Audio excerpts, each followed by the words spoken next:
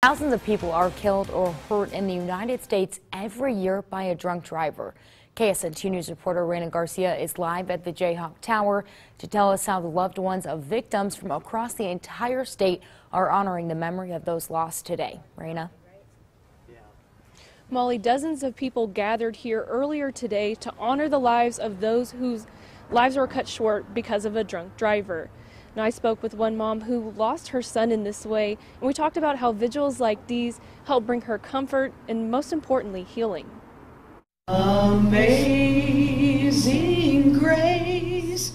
Brenda Noon experienced every parent's worst nightmare. When I walked into the front room and saw the highway patrol, I did not want to hear what they had to say because I knew what they were going to say.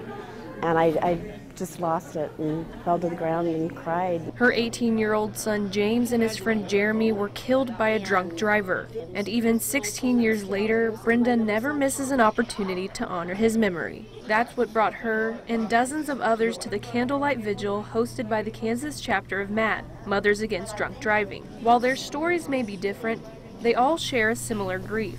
When they can meet someone that is sharing that same exact experience, maybe in many different ways, but it is a healing process for them to partially know they're not alone. After going through an unimaginable tragedy, Brenda says her faith and James's memory have helped her find peace. Anytime I drive by the high school where he was at, or a football field and watch other kids, I remember that. I remember. And they will always be in my heart. And sometimes they make me cry, sometimes they make me laugh.